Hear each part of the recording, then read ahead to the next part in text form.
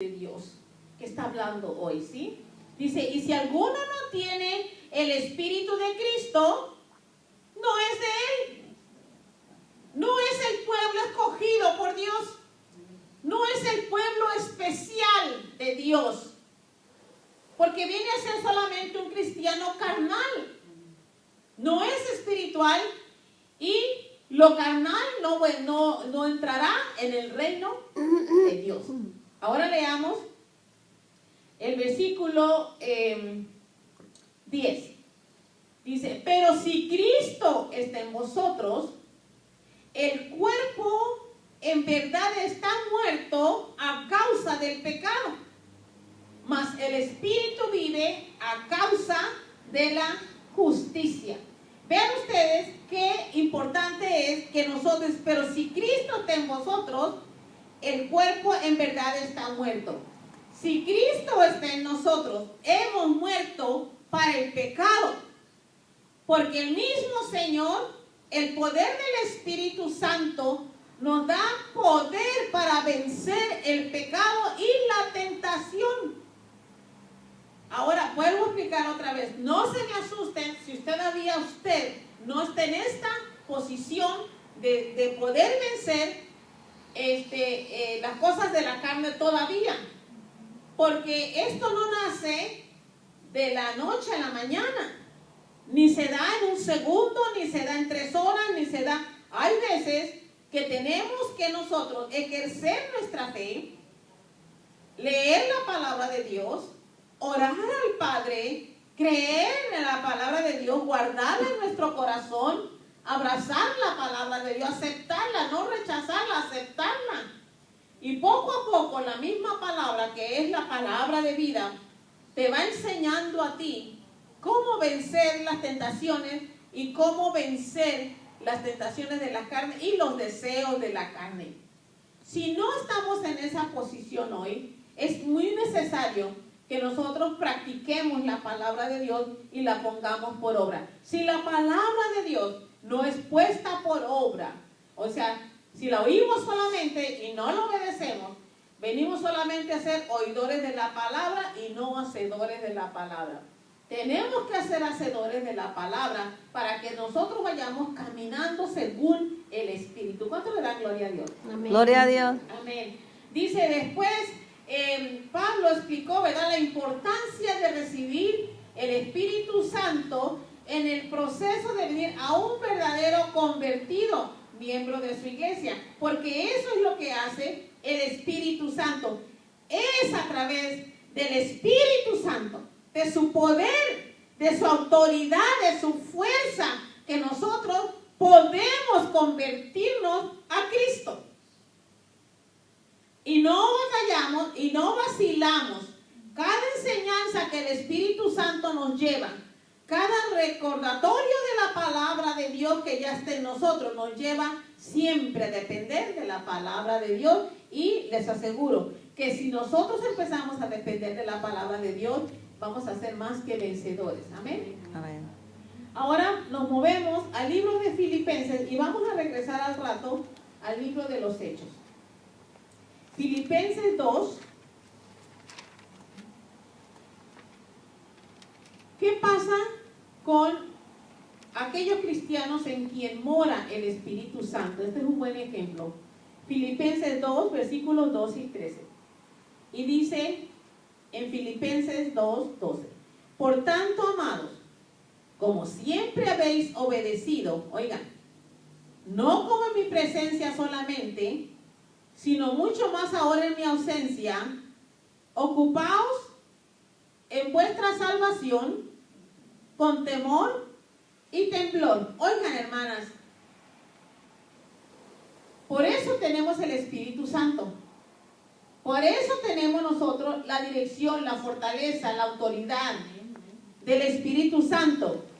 Eso es lo que dice, no como en mi presencia solamente, sino mucho más ahora en mi ausencia, ocupaos en vuestra salvación con temor y temblor. Porque dice, ¿por qué? Porque Dios es el que en vosotros produce así el querer como el hacer por su buena voluntad. Vuelvo a repetir el 13. Porque Dios es el que en vosotros produce así el querer como el hacer. Porque Dios es el que en vosotros, en otras palabras, Dios en forma de palabra, Dios en forma de la verdad.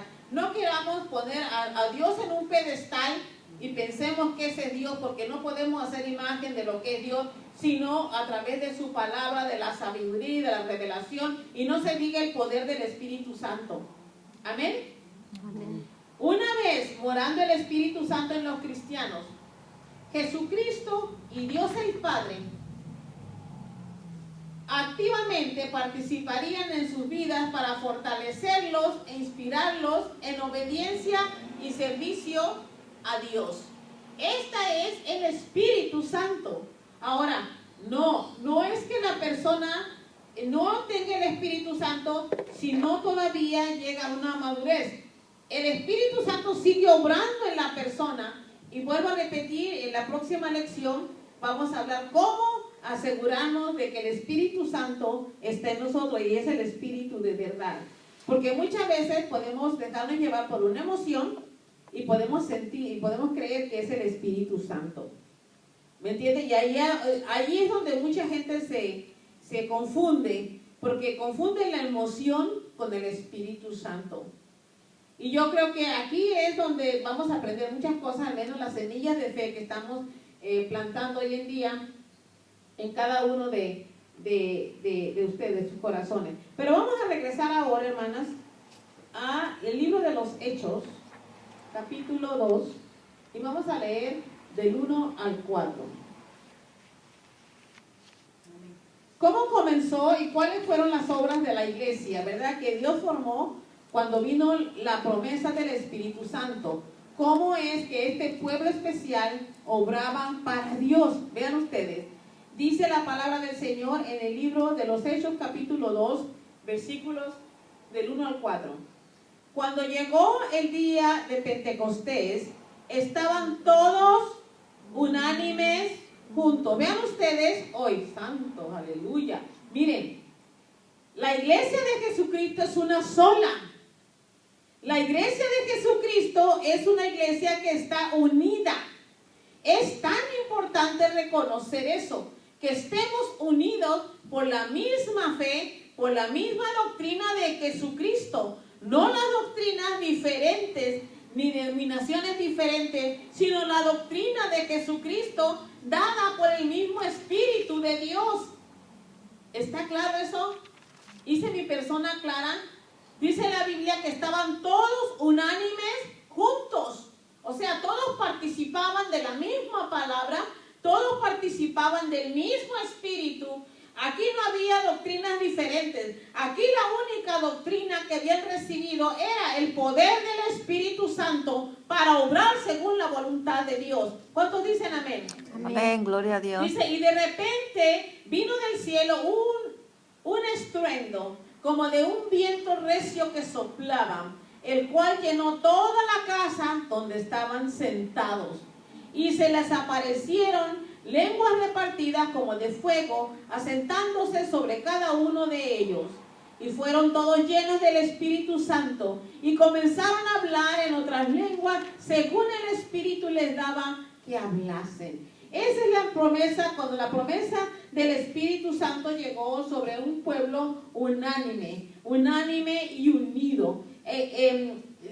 Dice la Biblia que el poder de Dios era tan grande que entró básicamente en las personas que estaban reunidas en aquel tiempo y empezaron. El Espíritu Santo, estaban tan llenos de Él que empezaron a hablar lenguas diferentes, lenguas, ¿verdad? Del Espíritu Santo. Lenguas, dice que eran diferentes lenguas y a todos se les dio diferentes lenguas porque estaban llenos del Espíritu Santo. El idioma que ellos hablaban no era entendible, yo me imagino hasta para la persona que lo estaba hablando en ese momento, pero sin duda el Espíritu Santo empezó a llenarlos y empezaron a hablar en diferentes lenguas. Bueno, esto es muy importante que nos demos cuenta, porque ahora en día, hermanas, crean ustedes aceptarlo o no, hay mucha gente, muchos teólogos que están diciendo que las lenguas del Espíritu Santo cesaron. Y no hay evidencia en ninguna parte que las lenguas del Espíritu Santo han cesado. Porque yo creo que hoy todavía hay personas llenas del Espíritu Santo. Y el Espíritu Santo es quien los mueve y el Espíritu Santo es quien habla por su boca. Muchas veces no tendremos, como dijo Pablo, un intérprete en la iglesia. Pero eso no quiere decir que no se hablen las lenguas espirituales, las lenguas del Espíritu Santo. Amén. Amén. Amén. Entonces dice la Biblia, ¿verdad?, que el Espíritu de Dios instantáneamente transformó a este cuerpo, a estos 120 personas que estaban unánimes, que estaban juntas, que estaban unidas. Las había transformado. Imagínese usted qué transformación. Salieron de allí hablando un lenguaje nuevo que no toda la gente podía comprender hasta la fecha de hoy. Ni uno mismo. Todavía hay un pleito, ¿verdad?, de que si lenguas y que no lenguas. Pues allá que se hagan bolas, porque yo sí creo que el Espíritu Santo puede llenar a una persona y la puede llenar tanto de poder y autoridad que la persona ya se olvida de sí misma y empieza a hablar el idioma del Espíritu Santo. Amén. ¿Cuántos dicen amén? Amén. El Espíritu Santo entonces transformó a este pueblo especial. Y todos aquellos que los escuchaban reconocieron que los apóstoles habían recibido, oigan, una inspiración especial y poder de Dios. Este poder de Dios, hermanos, no lo tomemos tan ligeramente. Este poder de Dios, oigan ustedes, hermanas, esto está tremendo. Porque cuando yo pienso en el poder de Dios, también pienso en el Dios que creó los cielos y la tierra solamente con su poder. Y que Dios haya escogido de nosotros los pecadores, un pueblo especial y llenarlo de ese mismo poder con el cual Él creó los cielos y la tierra. Y ahora ese poder está en nosotros por virtud y por poder del Espíritu Santo en nosotros. Si pudiéramos nosotros valorizar este poder y hacer de este don tan especial de Dios, el recibir el poder del Espíritu Santo y el don de la salvación, creo que si pusiéramos más interés en las Escrituras y tomáramos más en serio la palabra, no nomás leerla, sino comerla, digerirla, saborearla, vivirla. Y claro, nosotros, yo te aseguro que en los días de tus pruebas, en tus días de tribulación, en tus días de dolor, vas a encontrar esa fortaleza misma dentro de ti. Te va a amparar, te va a llevar, te va a levantar. Pero cuando tomamos las cosas de Dios tan por encimita, que no encontremos tiempo para leer la palabra y comerla y digerirla, entonces estamos en grave peligro. Porque teniendo una vasta información del Dios que hizo los cielos y la tierra, lo ignoramos, no haciendo caso de la palabra de Dios. Vemos ahora en el libro de los Hechos 2, versículo 36. Amén. Amén. Entonces, aquí dice 2:36. Sepa, pues, ciertísimamente toda la casa de Israel, que a este Jesús, a quien vosotros crucificasteis, Dios le ha hecho Señor y Cristo. Ese era el testimonio de los apóstoles a la humanidad. Ese era el ser testigo del poder de Dios, exaltando y glorificando al Hijo de Dios. Y dijo él, ciertísimamente toda la casa de Israel, que a este Jesús, a quien vosotros crucificasteis, Dios le ha hecho Señor y Cristo. Este era el mensaje, que Jesucristo era el Hijo de Dios, que Jesucristo había venido a salvar a la humanidad y que Jesucristo era el Mesías que ellos habían estado esperando. En griego, la palabra Mesías es el Cristo.